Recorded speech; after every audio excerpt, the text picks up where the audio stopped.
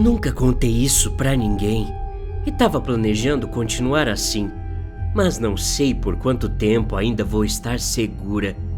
Minha família não pode saber a verdade e não tenho mais amigos em quem confiar, então estou recorrendo à internet, postando isso em todo lugar que consigo, esperando que pelo menos uma pessoa saiba o que estava crescendo dentro de mim e por que, mesmo depois de eu ter arrancado, ainda está me atormentando. Vou começar do começo. O primeiro teste positivo foi em 22 de abril de 2025. Depois, mais 3 positivos com testes de gravidez mais precisos. Um bebê nunca esteve nos meus planos para a vida adulta, mas algo mudou quando vi aquele primeiro positivo. Uma semana depois, bloqueei e deletei o número do pai. Parecia o certo a se fazer. Cada célula materna do meu corpo inchou e não tinha como negar que eu ficaria com aquele bebê. As primeiras semanas foram incríveis. Primeira coisa que fiz foi pegar o menor quarto do meu apartamento de 2 quartos e decorá-lo para receber o bebê. Minha pele era radiante, minha saúde mental tinha melhorado e a vida parecia perfeita. Ultrassonografias mostraram seus pezinhos e mãozinhas começando a se separar, batimentos cardíacos saudáveis e sinais vitais estáveis meus e do meu bebê. Por volta da 7ª semana, os desejos começaram. Quando engoli meu bacon com sorvete de banana, uma alegria quente subiu no meu estômago. Toda a gravidez estava se tornando mais real, mas as semanas seguintes foram diferentes e meu corpo começou a rejeitar carne. Eu vomitava meu café da manhã todo dia, mas a vontade insaciável de bacon não ia embora. Eu ansiava por ele a cada segundo do dia. A fome me mantinha acordada à noite, agarrando meu estômago com uma dor horrível.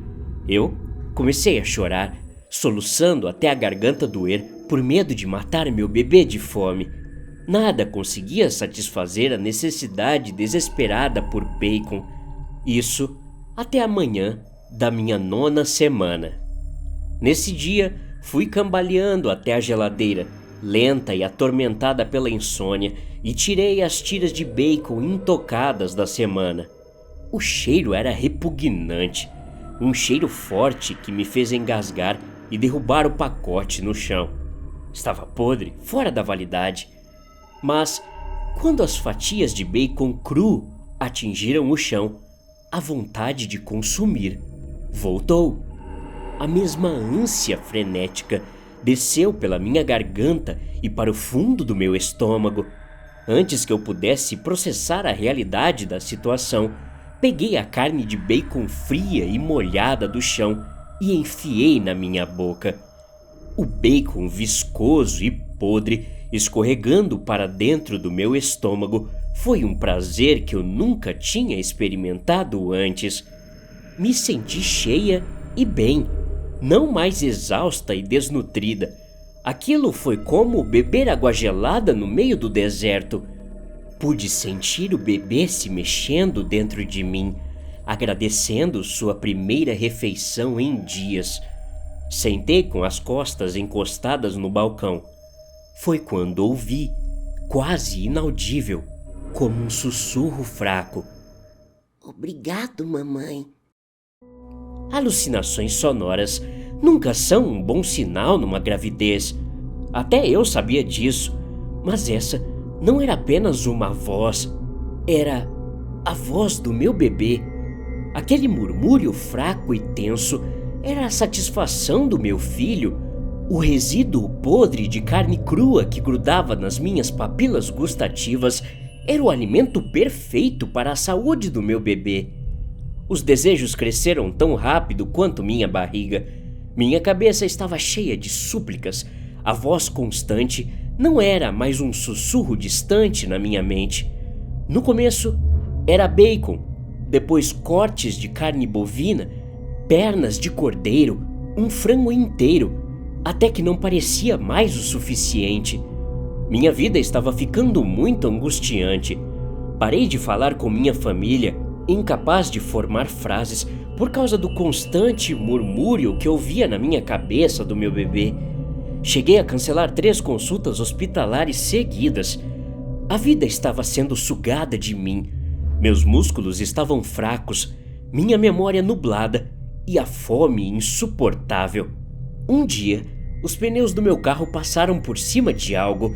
Enquanto eu voltava para o apartamento depois de mais um dia de compras insatisfatório, uma maçaroca de pelos cinzentos e entranhas pintou a estrada e nesse momento parei de chorar.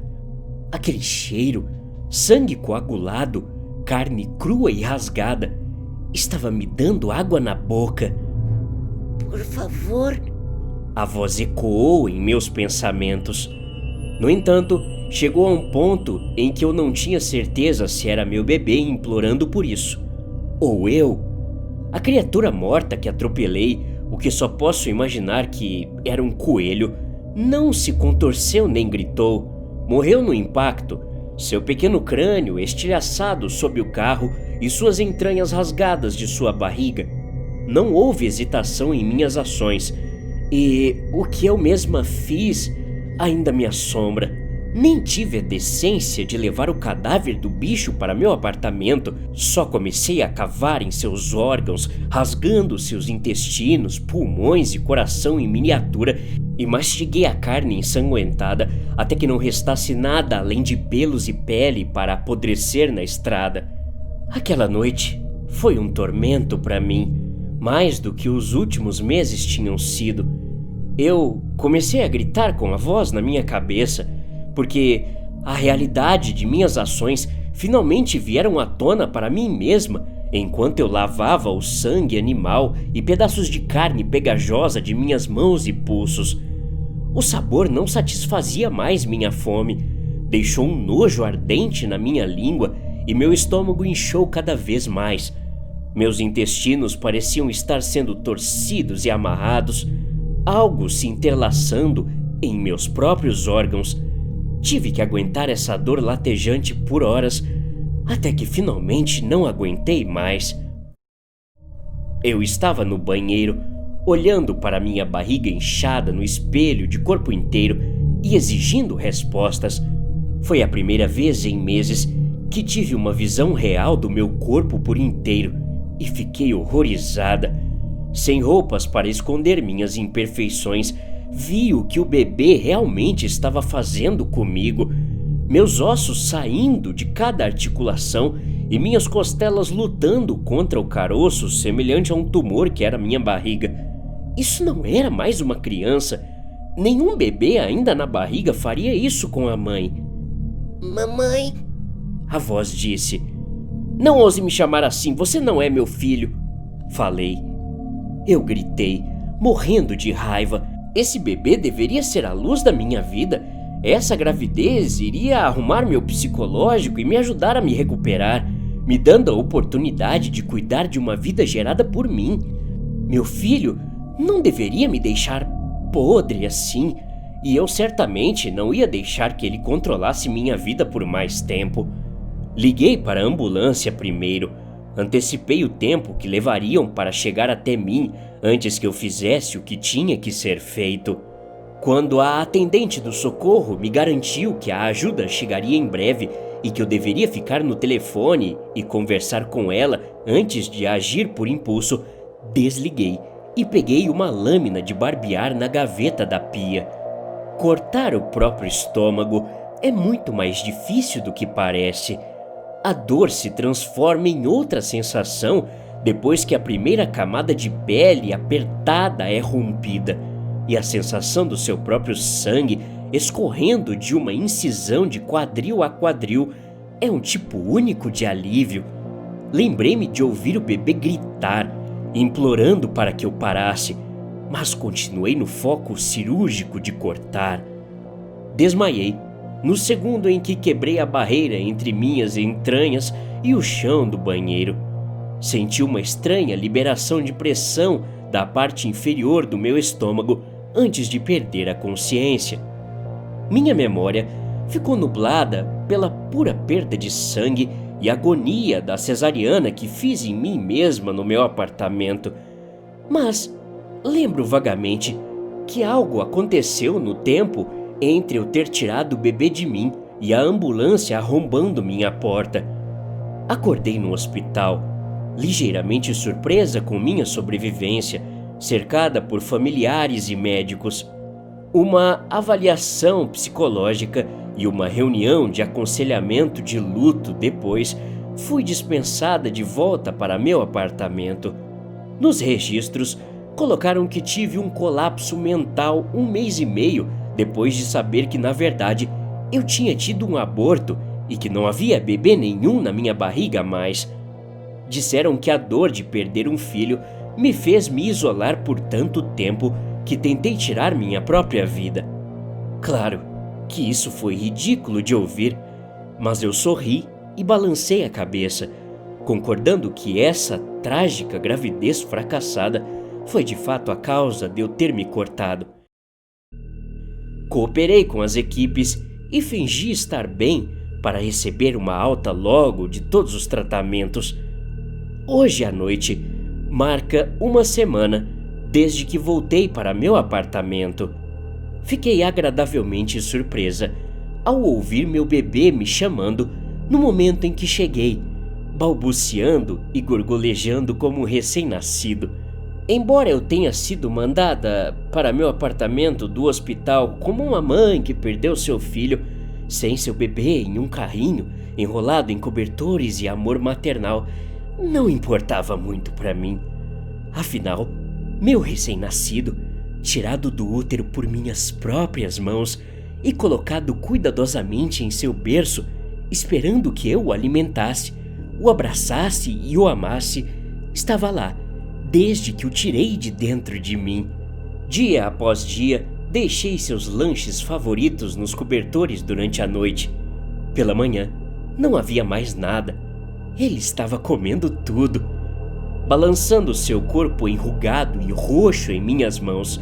Pensei naquele dia em que vi o primeiro teste positivo. Foi tão perfeito quanto eu tinha imaginado. Mas essa não é a razão pela qual eu vim compartilhar minha história. Eu tinha aprendido a ignorar as palavras violentas do meu bebê girando na minha cabeça, e saber que ele estava comendo era o suficiente para me manter satisfeita, sinceramente. Mas ele parou de comer agora. Deixo a carne durante a noite caso ele queira, mas a encontro coberta de moscas zumbindo e mofo pela manhã. Sem falar que o choro do meu bebê está piorando. Minha cabeça está latejando o tempo todo, meus pontos doem e os remédios para a dor não estão mais me acalmando para dormir. Ontem à noite, no silêncio do meu apartamento, ouvi um baque viscoso vindo do quarto do bebê, junto com um tênue e lamacento bater de mãos subdesenvolvidas, se arrastando no chão de madeira, chegando bem na porta do meu quarto. O que eu faço agora? Acho que meu bebê está aprendendo a engatinhar. Até a próxima. Obrigado.